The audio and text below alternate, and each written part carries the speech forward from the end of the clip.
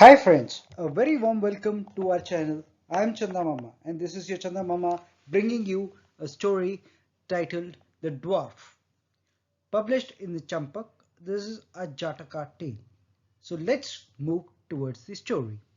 When Brahmadatta was king of Banaras, Bodhisattva was born as the son of a Brahmin.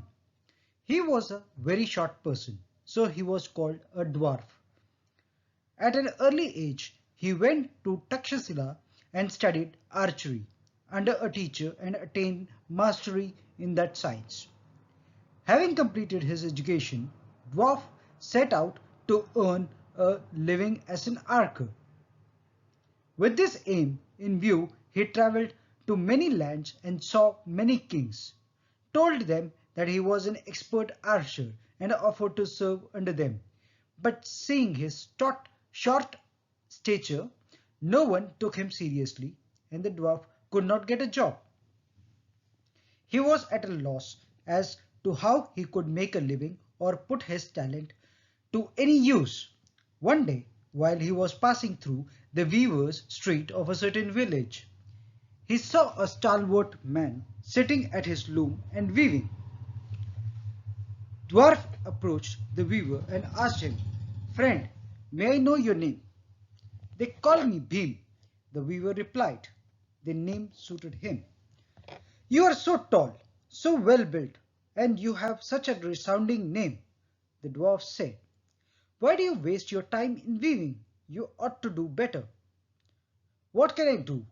Bhim replied. "This is the only thing I know how to do." "Come with me," the dwarf said, "and I will show you a way of living decently." Bhim was glad. He agreed to follow the dwarf. They journeyed for a few days and reached Banaras. "Go to the king," Dwarf told Bhim. "Tell him that you are an expert archer and offer your services to him. The king will notice how tall and well built you are and will give you an employment."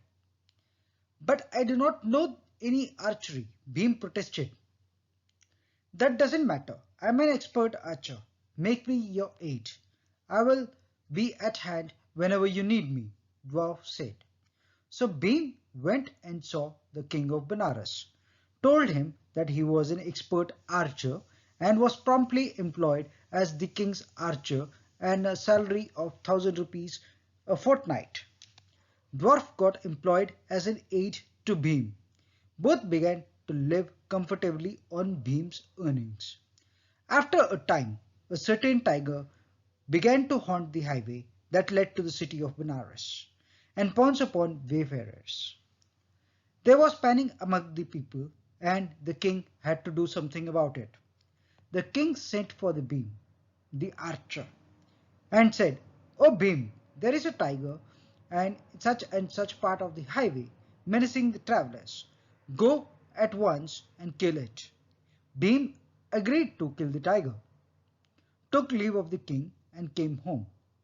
"Now I am in a fix," he told Dwarf. "How am I going to kill this tiger? Help me out." "Listen to me carefully," the dwarf said. "You'll not be able to kill the tiger unaided. On leaving the city, gather 2,000 villagers and take them to the tiger's haunt. When you hear the tiger roar, get into some bush and hide yourself there. The villagers will kill the tiger. Make sure the tiger is dead and come out of your hiding place with the length of the creeper in your hand. On seeing the dead tiger, get angry and shout, 'Who has killed the tiger?' I intended to tether it with this creeper and show it to the king. If I wanted to kill it, I could have done it myself without the assistance of a whole lot of you. Now tell me who was that scoundrel that killed the tiger so that I can get him beheaded." The villagers will be frightened. They will deny that they had anything to do with the killing of the tiger. Then you can come back to the city and claim that you killed it yourself without the fear of anyone contradicting you. Bean followed the instructions of his head to the last letter. While the villagers killed the tiger, he hid in a bush He then came out with a long creeper after the tiger was dead. He made a lot of fuss about the death of the beast and scared the villagers. The frightened villagers slipped away to their homes.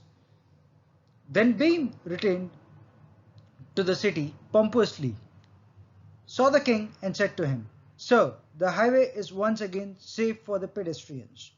The king was mightily pleased with the Beam's valor. Beam's glory spread all around, and compliments were showered upon him continuously. Soon the fool really began to believe on his own valor, and began to treat his aid with contempt. Dwarf observed this change that had come out of the weaver, but he ignored it. Some time later, an enemy king marched his armies onto the state of Benares and laid siege to the city. His envoys brought word from him asking the king of Benares, "Will you surrender or fight?" The king sent for Bing and said to him, "Take necessary forces and conquer the." Bhim was put into battle array. He was dressed in armor, given a bow and arrows, sat upon an elephant and sent to the battleground. Dwarf knew that Bhim was in danger. He too armed himself with bow and arrows and sat behind Bhim on the elephant. The elephant marched to the battleground surrounded by cavalry and infantry.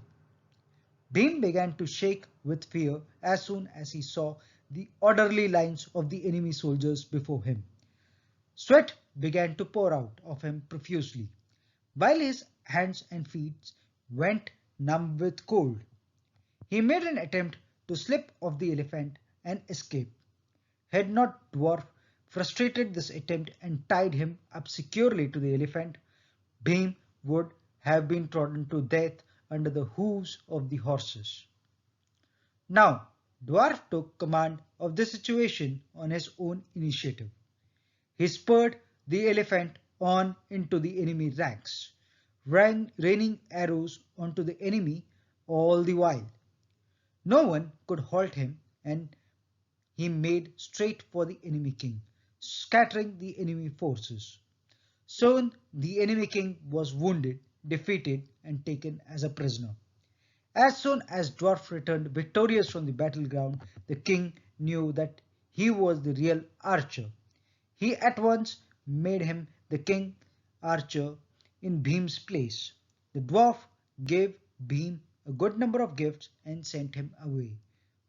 So guys, this was the story of the dwarf, a Jataka tale published in the magazine Chanda Mama. So do like, comment and share this story, and do subscribe our channel for more updates and similar videos. Thank you.